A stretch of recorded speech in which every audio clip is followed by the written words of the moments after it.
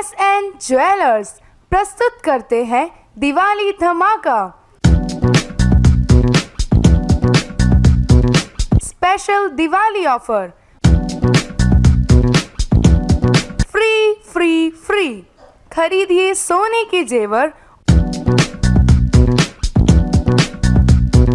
और पाइए उतने ही वजन के चांदी के जेवर मुफ्त। धनतेरस के दिन भीड़ से बचने के लिए आज ही जेवर बुक कराएं और डिलीवरी धनतेरस को पाएं। सुजानगढ़ की सबसे प्रतिष्ठित ज्वेलरी शॉप SN ज्वेलर्स का स्पेशल दिवाली ऑफर 5 अक्टूबर से 15 दिसंबर तक सोने की ज्वेलरी खरीदने पर उतने ही वजन की चांदी की ज्वेलरी बिल्कुल फ्री। ये ऑफर केवल नगद खरीद पर। SN ज्वेलर्स, भाई complex, doctor Mohan Jain eye hospital के पास, सुजानगढ़। दीपावली की आप सभी को SN ज्वेलर्स की तरफ से हार्दिक शुभकामनाएं।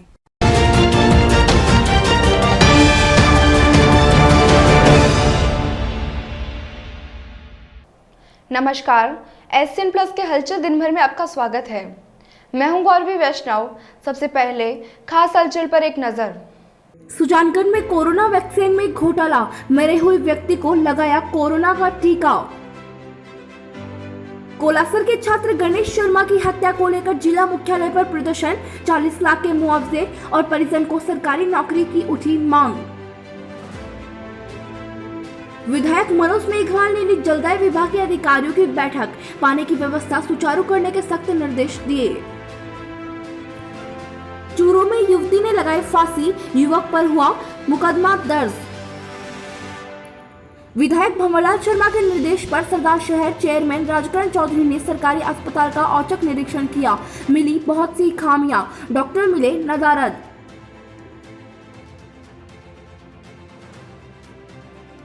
सुजानगढ़ में कोरोना वैक्सीनेशन में जबरदस्त धांधली सामने आई है। अब यहां मरे हुए लोगों के भी वैक्सीन लगाई जा रही है। दरअसल वार्ड नंबर 17 के पार्षद मनोज पारिक के पिता का निधन 3 मई को हो गया था। मृत्यु से पहले उनके कोरोना वैक्सीन की 1 डोज लगी थी। शुक्रवार को पार्षद को आश्चर्य हुआ जब उनके पिता के नंबर वाले फोन पर कोरोना वैक्सीन की दूसरी डोज लगने का मैसेज आया। पारिक ने इसका सर्टिफिकेट भी डाउनलोड किया। इसके बाद पार्षद ने जिला कलेक्टर को पत्र मेल कर मामले में शिकायत भेजी है। पार्षद मनोज पारिक ने कहा कि यह जबरदस्त धांधली है। इससे जाहिर होता है कि टीकाकरण में स्थानीय स्तर पर धांधली चल रही है। उन्होंने दोषी कर्मचारी के खिलाफ कार्रवाई की मांग की। मेरे पिताजी 3 मई को पिताजी का देहांत हो गया और मेरे पिताजी ने पहला डोज खाया था 19 अप्रैल 2021 को और आज दूसरा डोज उनको लगा है। पिताजी को जीवित पे 19 अप्रैल को जीवित टीका लग गया और आज दूसरा मृत्यु का टीका लगाया है प्रशासन ने। और प्रशासन हवा अपनी प्रशंसा के लिए, हवा लूटने के लिए आज मेरे पिताजी मृत पिताजी को ही टीका लगा दिया। प्रशासन को मैं अवगत कराता हूँ कि बहुत बहुत धन्यवाद। जैसे आप अपनी प्रशंसा के लिए मृत को ही आप एक टीका लगा देते हो, इससे बड़ी और चीज़ क्या हो सकती है। तो प्रशासन इतनी धांधलीबाजी कर रहे हैं तो अपने ही ऑफिस में बैठकर हुआ लूटने और टीकाकरण ज़्यादा दिखाने के लिए मृत को ही टीका लगा देते हैं। हमने मेरे पिताजी को 3 मई को मेरे पिताजी की मृत्यु हो गई और मैं जिला कलेक्टर को फ़ोन पर ही अवगत करवा दिया, मेल लगा दिया। CMHO मनोज जी है, उनको हमने अवगत करवा चुके हैं और भी आगे तक मैं शिकायत करूंगा उनके खिलाफ। हमारी मांग है ये दोषियों जो है मेडिकल है उनके खिलाफ कानूनी कार्रवाई करवाऊंगा। सालासर थाने के गांव कोलासर में शिक्षक मनोज द्वारा छात्र गणेश शर्मा की पीट कर हत्या किए जाने के मामले में शुक्रवार को चूरू जिला मुख्यालय पर विप्र फाउंडेशन और भारतीय जनता पार्टी ने प्रदर्शन किया। भाजपा के वरिष्ठ नेताओं और विप्र फाउंडेशन के अध्यक्ष सहित पदाधिकारियों ने जिला कलेक्टर को ज्ञापन सौंपकर मामले की कड़ी निंदा करते हुए पीड़ित परिवार को 40 लाख रुपए की सहायता दिए जाने व परिवार में से एक जने को सरकारी नौकरी दिए जाने की मांग की। साथ ही आरोपी शिक्षक पर कड़ी से कड़ी कार्रवाई करने और स्कूल की मान्यता जल्दी से जल्दी रद्द करने की मांग भी की गई। इस दौरान जिला कलेक्ट्रेट के बाहर जोरदार नारेबाजी भी की गई।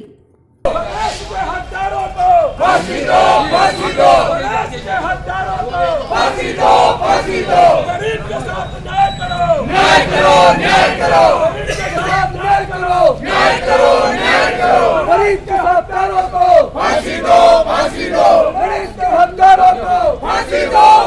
दो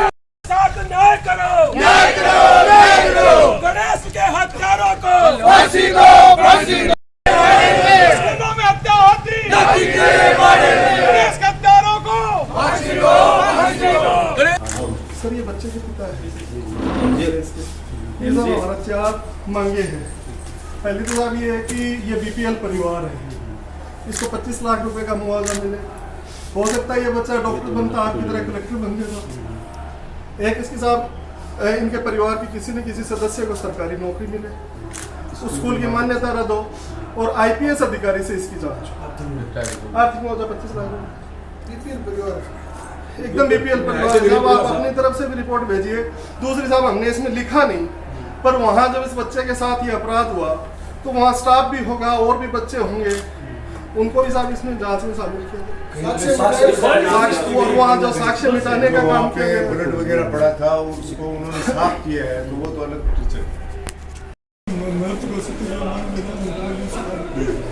मैं कहता हूँ ये लोग बात सो है फोन करो तारो बच्चों तो झूठ बोला झूठी क्या छोड़ ली मिट रहा है बोला मैं कि यार मेरे तो कोई भी नहीं बोले ना मेरे तो कोई तू हट जा माया जाए पर्स के ऊपर पिट कर क्यों मारी घराली कड़ी भटक भी नहीं क्यों कम होगी जो हॉस्पिटल है जिससे मानो दुनिया में साहब चूतिया बहुत बनाया मिलेगा, कोई दिक्कत नहीं है। सर आप अपनी तरफ से जो बेस्ट पॉसिबल ये आपसे साहब करबत निवेदन है। ठीक है, करबत निवेदन था। आज हमने मुख्यमंत्री के नाम ज्ञापन दिया कलेक्टर साहब को। हमारी 4 मांगे हैं। प्रथम मांग ये है कि स्कूल की मान्यता रद्द की जाए। दूसरी मांग ये है कि परिवार के किसी एक सदस्य को सरकारी नौकरी दी जाए। तीसरी मांग हमारी ये है कि परिवार को 25 लाख रुपए का मुआवजा दिया जाए। और चौथी मांग ये है कि जिले के बाहर के किसी भी आईपीएस अधिकारी से उसकी जांच की जाए ताकि निष्पक्ष जांच हो सके। पुलिस से भी टकराव हुआ, किस तरह का विरोध रहा था? पुलिस से तो ज़बरदस्ती करते हैं कि अंदर नहीं जाने देंगे। जब ये गांव से आए हैं, ये लड़के के पिताजी हैं और लड़के के भाई और सब गांव से आए हैं और साथ में लोग आए तो उनको ये मना कर रहे हैं कि अंदर नहीं जाने देंगे। अपनी पीड़ा बताने के लिए तो कलेक्टर साहब के पास जाएंगे, इसके लिए पुलिस ने मना किया है। तो कुछ थोड़ी बहुत कार्यकर्ताओं में जोश होता है, ऐसी बात नहीं। समय रहते अगर मांगों को नहीं माना जाता है तो आपके आगामी प्रभावी कदम किस तरह करेंगे? अगर मांगे हमारी पूरी नहीं की जाती, अगर नहीं मानी जाती है तो भारतीय जनता पार्टी सड़कों पे उतरेगी और ईंट से ईंट बजाएगी और ओम जी के साथ में और पूरी भारतीय जनता पार्टी खड़ी है। ओम जी अकेले नहीं है, भारतीय जनता पार्टी पूरी उनके साथ में है। उस स्कूल का जो संचालक है वो इतना बड़ा बाहुबली है कि कोई भी उसके सामने बोल नहीं सकता। कल भी इनकी ये स्थिति थी कि जब ये बॉडी को लेकर गांव पहुंचे तो कोई भी वहां दूसरा आदमी नहीं आया। ये घर वाले थे और 4 आदमी हम थे, हम ही ने उसको जला के आए हैं और लोगों में ये दहशत है। और उस स्कूल संचालक के सीधे तार हमारे शिक्षा मंत्री जी से जुड़े हुए हैं, इसीलिए अभी तक उस स्कूल को निलंबन नहीं किया गया है। जबकि कितनी शर्मसार घटना है। और उस लड़के की लिवर डैमेज हुई है, पीछे से हड्डियां टूट गई है, कितनी बेरहमी से उसने मारा है। कैसी है विडंबना है, ये क्या हो रहा है राज्य में। एकमात्र आप मीडिया के लोग ही ऐसे हो जो न्याय दिला सकते हो। प्रशासन तो पूरा राज्य के दबाव में है। आपने देखा है अभी ये प्रशासन पुलिस वाले अंदर नहीं जाने देते हैं, बोलते हैं जिलाध्यक्ष और ये चला जाएगा। उसका बाप हम जो वहाँ से आए हैं हमें भी अंदर जाने की अनुमति नहीं दी जा रही है। पूरा का पूरा प्रशासन है वो बचाने में लगा हुआ है मुलजिम को। अतः मेरी मीडिया के लोगों से निवेदन है कि आप हमारी मदद करें और इसको न्याय दिलाएं। चूरू के गायत्री नगर में सुमन गोसाई नाम की युवती ने फांसी का फंदा लगाकर आत्महत्या कर ली। कोतवाली थाना के सीआई सतीश कुमार यादव ने बताया कि रात को युवती ने फांसी लगा ली। सीआई ने बताया कि मृतका सुमन के परिजनों ने मोहल्ले के विजय स्वामी नाम के युवक पर मुकदमा दर्ज करवाया है। मेडिकल टीम द्वारा मृतका का पोस्टमार्टम करा गया। पुलिस मामले की जाँच कर रही है।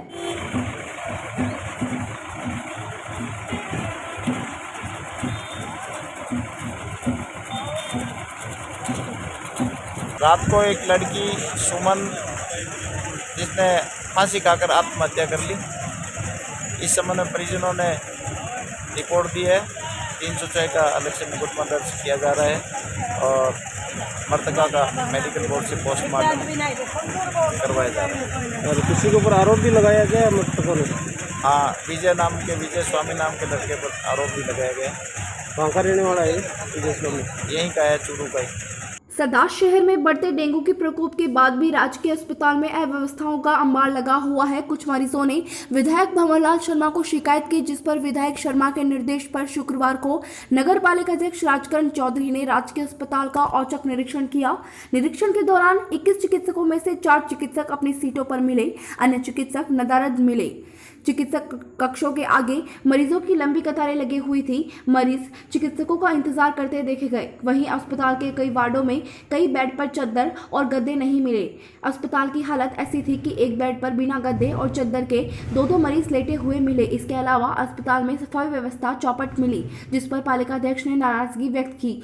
चौधरी ने अस्पताल की खामियों को लेकर CMHO से भी बात की और PMO को फटकार लगाई।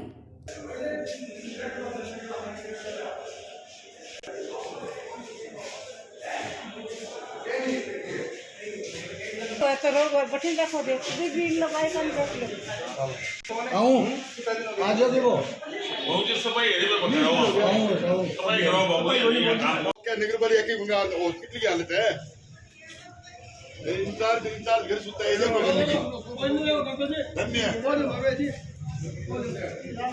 एक तो डॉक्टर्स को पाबंद किया जाए। कल सुबह 9 बजे डॉक्टर उपलब्ध रहेंगे। डॉक्टरों के घरों पे भीड़ लग रही है, हालात खराब है। और दूसरी बात यह है कि पूरे वार्डों में घूम के आए, एक भी वार्ड में बेड शीट नहीं है। आपके स्टोर कीपर से हमने बात की तो वो कहते हैं मेरे पास स्टॉक में ही नहीं है। ऑन रिकॉर्ड है ये सारी बात। तो इस प्रकार इनकार कैसे किया जा सकता है? जो बेड शीट स्टॉक में थी वो चली कहाँ गई? फिर भी हमने घोषणा कर दी कि सामने घोषणा की है कि नहीं है तो लोगों को तकलीफ आने देंगे। विधायक महोदय की तरफ से 100 बेड सीट कल जब एम्बुलेंस का उद्घाटन करेंगे। ये बताओ गरीबों को ठगा जा रहा है। अभी औरतें बाहर की है। अभी मेरे को बोला कि उनकी जांच करें, आप डेंगू की जांच होने की वकील उपलब्ध होते हैं।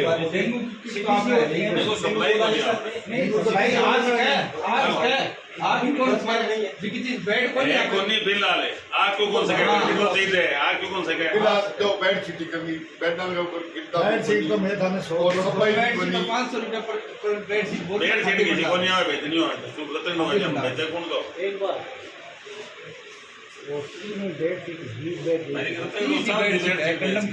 मेरी बात सुनो, 200 बेड शीट तो गवर्नमेंट की 2 बेड शीट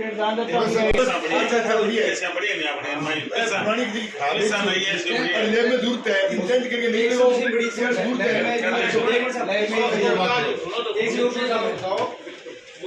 सबसे बड़ी जरूरत है इसे लगाते हैं लाइट से लगती है। फिर वो 5 मिनट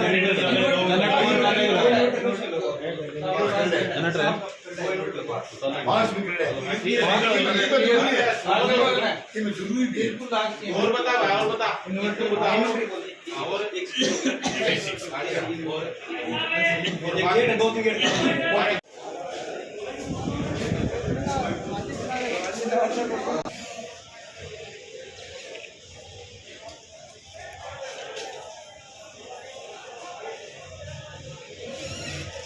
क्या नगर पालिका की हॉस्पिटल की हालत है? इंचार्ज घर सुता है। ऐसा है, ये उनका कार्य क्षेत्र चिकित्सा विभाग का है। नगर पालिका का चेयरमैन होने के नाते हमारे विधायक महोदय के निर्देश से हमने आज जो निरीक्षण किया है उसमें जो जो कमियां मिली है उन सबको हमने CMHO को बता दिया और निश्चित रूप हम जनता के साथ हैं। छिड़काव के साथ साथ हॉस्पिटल की व्यवस्था सुधारेंगे और इसमें जितना भी हो सकेगा, नहीं होगा तो चिकित्सा मंत्री से विधायक महोदय बात करके और दोषी के खिलाफ निश्चित रूप से कार्रवाई करवाएंगे। ये मैं आपको मीडिया को विश्वास दिलाता हूँ। तो किस प्रकार की व्यवस्था मिली अस्पताल में आज? अस्पताल में हमें जो सबसे पहले देखने का मिली कि 21 डॉक्टरों की पोस्टिंग है, वहाँ 4 डॉक्टर हमें उपलब्ध मिले। तो ये सबसे बड़ी शर्मनाक बात है। उसमें ये देखना है कितने छुट्टी पे हैं। हमने जो ऑफिस इंचार्ज है उनसे भी बात की है, खाली 2 डॉक्टर छुट्टी पे हमें बताए हैं। बाकी डॉक्टर्स की न कोई यहाँ छुट्टी है न कोई और है। वो लोगों को घरों पर रख के लूट रहे हैं, देख के ऐसा होने नहीं देंगे। नहीं होगा तो डॉक्टरों को ला के यहाँ बैठाएंगे। कल से जो भी डॉक्टर उपस्थित नहीं होगा उसके खिलाफ कार्रवाई करेंगे। साफ सफाई के अंदर भारी अनियमितताएं पाई गई। साफ सफाई आप जानते हो, डेंगू जो है वो सिर्फ गंदगी से फैलता है। हमने फिनाइल, काला तेल, वो DDT सब छिड़काव कर रहे हैं, लेकिन इससे डेंगू नहीं मरने वाला। जहाँ इलाज कराने के लिए व्यक्ति आता है और वहाँ की जो गंदगी देखी, आज आपने भी देखी, मैंने भी देखी, बहुत गंभीर बात है। इसको आज तो हम नगर पालिका के कर्मचारियों से इसकी सफाई करवाएंगे और कल से जो है इसको संवेदक की जो ठेके पे होती है प्रथा, ठेकेदार को हमने भी कहा है, CMHO साहब पाबंद करेंगे।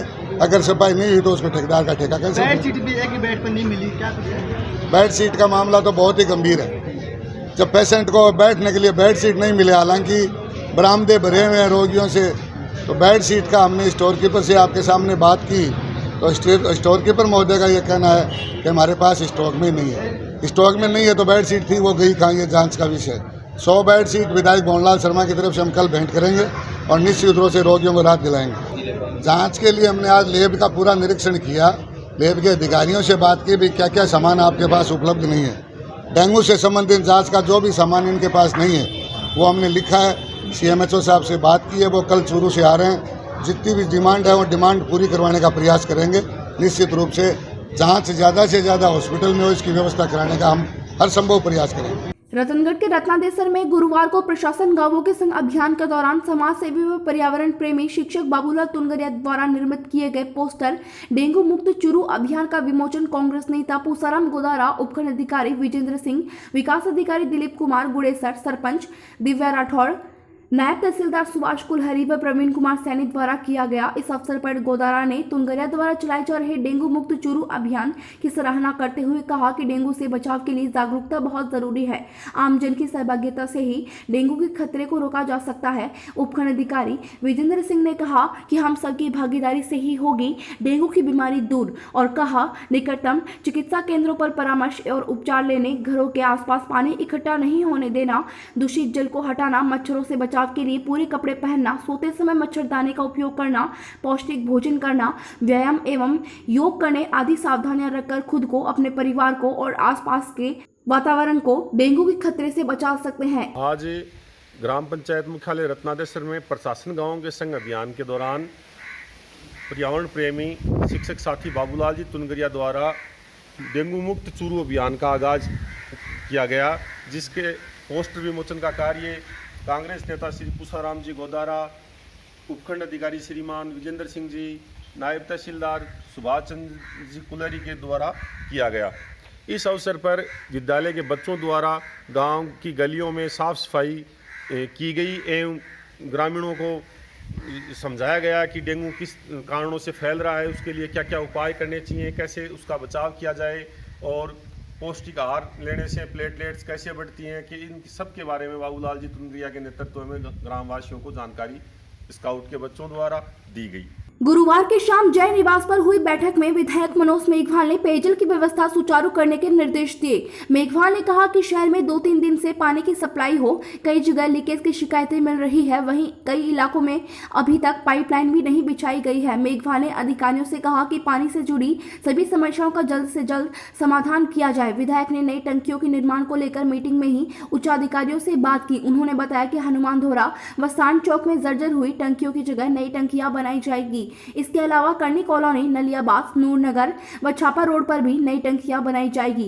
बैठक में जलदाय विभाग के एक्सीएन दयाराम बालान, आपनी योजना के एक्सीएन रामावतार सैनी, एईएन जावेद दशरथ, सभापति प्रतिनिधि इद्रिश गौरी, उप सभापति अमित मारोठिया, रामावतार मंगलहारा, प्रदीप तोदी, रामनारायण प्रजापत, मुकुल मिश्रा, बजरंग सैन मौजूद थे। ये था SCN प्लस का खास बुलेटिन हलचल दिन भर। टीवी पर देखने के लिए शेखावाटी केबल नेटवर्क के चैनल संख्या 153 पर जाएं। सोशल मीडिया पर हमसे लगातार जुड़े रहने के लिए हमारे YouTube और Facebook पेज को सब्सक्राइब और लाइक करें। नमस्कार।